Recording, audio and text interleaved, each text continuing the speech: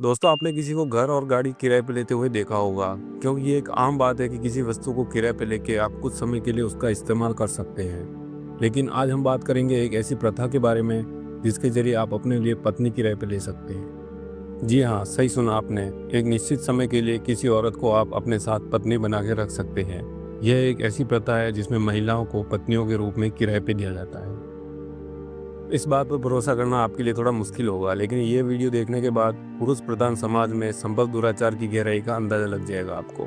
Bulgaria, Burma, Pakistan और उत्तर Korea जैसे देशों में ये दुल्हन बाजार प्रचलित है, लेकिन चौंकाने वाली बात यह है कि ये भारत में भी पहुंच गए हैं।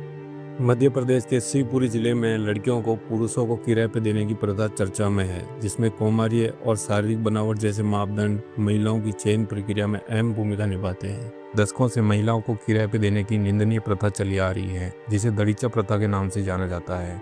हर साल एक बाजार लगता है जहाँ परिवार अपनी बेटियों या पत्नियों को किराए पे देते हैं। पुरुष भी इस बाजार में शामिल होते हैं और अपनी जीवन साथी के रूप में महिलाओं का चयन करते हैं। ये जानकर आश्चर्य होता है कि माता पिता या अभिभावक स्वेच्छा से अपनी बेटियों को पुरुषों को किराए पे देते हैं।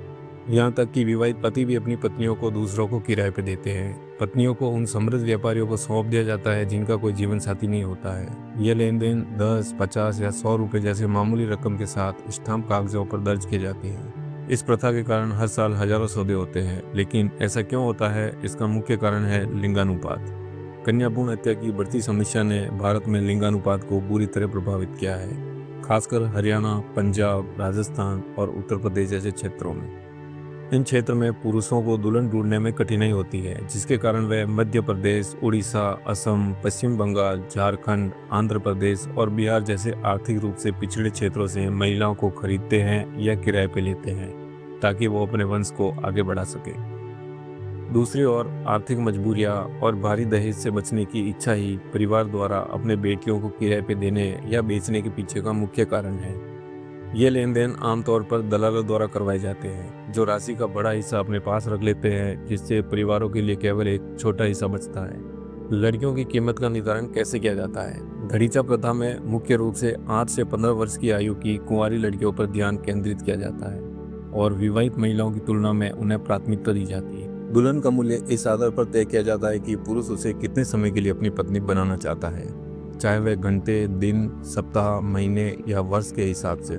निर्धारित अवधि समाप्त होने पर उसी व्यक्ति के साथ या तो एग्रीमेंट को रिन्यू किया जा सकता है या फिर किसी अन्य पुरुष के साथ नया एग्रीमेंट किया जा सकता है, जिसके फलस्वरूप दुल्हन को किसी दूसरे व्यक्ति को किराए पर दिया जाता है। इस प्रथा में आमतौर पर प्रति दुल्हन लगभग 15,000 से 25,000 रुपये का वित्तीय समझौता तय किया जाता है। दुल्हन की उम्र कीमत को काफ़ी प्रभावित करती है। कम उम्र की दुल्हनों के लिए उनके परिवार द्वारा अधिक राशि प्रस्तावित की जाती है। कई बार यदि दुल्हन सुंदर और आकर्षक हो और कुंवारी मानी जाती है तो कीमत काफ़ी बढ़ जाती है, यहाँ तक कि यह कीमत 2 लाख रुपए तक पहुँच जाती है।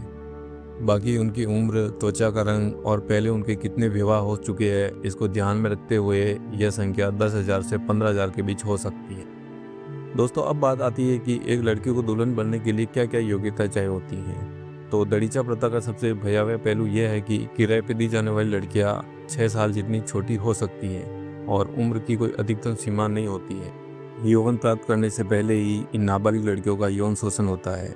यह जानकर सचमुच दिल दहल जाता है कि माता पिता अक्सर इन लड़कियों को एक विशेष दवा देते हैं, जिसका उद्देश्य है उनके स्तनों और मांसपेशियों का विकास करना। ऐसा इसलिए किया जाता है ताकि वे दिखने में सुंदर दिखे और महिलाओं की तरह परिपक्व लगे और अधिक कीमत वसूल सके।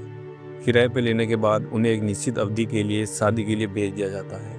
इन दुल्हनों को कभी कभी पारो या मोलकी भी कहा जाता है, जिसका अर्थ है कीमत वाली। हर दिन इन युवा लड़कियों का बलात्कार न केवल उनके पतियों द्वारा बल्कि घर के अन्य पुरुषों द्वारा भी किया जाता है। अपनी यौन इच्छाओं को पूरा करने के लिए वे घर के किसी भी पुरुष के साथ सो सकती है। कुछ परिवारों में ससुर को भी लड़की के साथ यौन संबंध बनाने की अनुमति होती है। इसका कारण यह है कि उन्होंने लड़की की एक कीमत चुकाई है। लड़की का दर्जा एक यौन खिलौने के समान हो जाता है, जिसका इस्तेमाल पुरुष आनंद के लिए और लड़की के माता पिता आय को अर्जित करने के लिए करते हैं।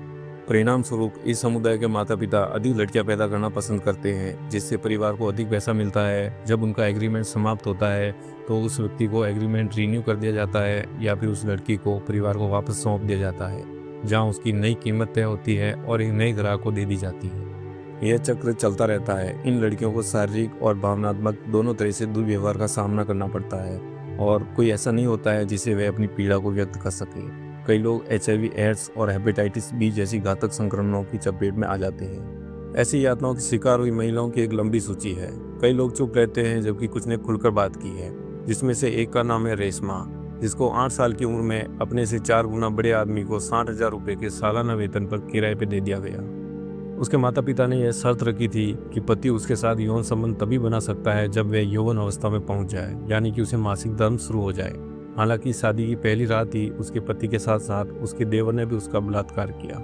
यह सिलसिला लगभग 1 साल तक चलता रहा। बाद में उसे उसके परिवार को सौंप दिया गया और उसे किसी दूसरे व्यक्ति को किराए पे दे दिया गया। सौभाग्य से 9 अलग अलग ग्राहकों को किराए पे दिए जाने के वर्षों बाद वे एक गैर सरकारी संगठन से संपर्क करने में सफल रही और उसे यह समझाया गया कि उसके साथ जो भी कुछ हुआ है वह उसकी गलती नहीं थी। बाद में उसे एक बाल कल्याण गृह में रखा गया। दोस्तों, विडंबना यह है कि जिस देश में औरत को देवी का रूप माना जाता है, वहाँ औरतों की इतनी बदतर स्थिति है। तो क्या इस प्रथा के खिलाफ कोई कार्रवाई नहीं की गई? यह खतरा दशकों से मौजूद है, लेकिन अब जाकर सामने आया है। इस विषय पर कुछ अध्ययन भी हुए हैं, लेकिन मीडिया का ध्यान इस पर न के बराबर है। इसके अलावा कोई भी पुलिस में शिकायत दर्ज कराने के लिए आगे नहीं आता है। पुलिस भी इस तरह की समस्याओं की जांच में दिलचस्पी नहीं दिखाती है। कुछ गैर सरकारी संगठनों ने इस पर ध्यान दिया है और इस समस्या को सबके सामने लाने के लिए कड़ी मेहनत कर रहे हैं। वे लोगों को जागरूक करने का प्रयास कर रहे हैं कि महिलाओं की खरीद फरोख्त गैर कानूनी है। दूसरी ओर गांव के लोग अक्सर यह तर्क देते हैं कि यह उनकी परंपरा का हिस्सा है और उनके लिए एक आय का महत्वपूर्ण स्रोत है। भारत में वधू तस्करी के खिलाफ कानून मौजूद है, लेकिन शोध से पता चला है कि मानव तस्करी और गुलामी से संबंधित कानूनों में कई खामियां हैं। इससे इसे समझना और पहचानना कई अधिक चुनौतीपूर्ण हो जाता है। भारतीय संविधान के तहत हर तरह की मानव तस्करी, जबरन भीख मंगवाना और बंधुआ मजदूरी प्रतिबंधित है। हालांकि मौजूदा हालात किसी के भी अनुमान से कहीं ज़्यादा खराब है। बेबुनियाद रीति रिवाजों की आड़ में पूरे देश में महिलाओं की तस्करी हो रही है। यह बेहद शर्मनाक है कि माता पिता को अपनी बेटियों के प्रति कोई हमदर्दी या दया नहीं है। ऐसे में सख्त कानून बनाना ही एकमात्र उपाय लगता है। अब समय आ गया है कि सरकार को इस पर ध्यान देना चाहिए और कड़े कानून बनाने चाहिए। साथ ही लोगों को इस बात से अवगत कराया जाए कि ये कितना गैरकानूनी है। शायद लोगों की मानसिकता सुधरने में वक्त लग सकता है, लेकिन अगर सरकार चाहे तो कठोर कानून बनाकर इस तरह की कृत्य पर अंकुश लगाया जा सकता है। दोस्तों, टीवी विज्ञापनों के माध्यम से महिलाओं का अश्लील चित्रण समाज में महिलाओं के प्रति एक कुत्सित मानसिकता को जन्म देता है और समाज में महिलाओं को मात्र यौन उपयोगी वस्तुओं के नजरिए से देखा जाता है। ऐसे में दलीचा जैसी प्रथाएं पूरे जोरों से फलती फूलती है और महिलाओं की यौन उपभोग के लिए खरीद फरोख्त साल दर साल बढ़ती जा रही है। दोस्तों, ऐसी कुप्रथाओं के बारे में आपके क्या विचार है और सरकार को इसके उन्मूलन के लिए कौन से कदम उठाने चाहिए? अपने विचार हमें कमेंट बॉक्स में जरूर बताएं। वीडियो पसंद आया है तो लाइक करें और चैनल को सब्सक्राइब करना ना भूलें।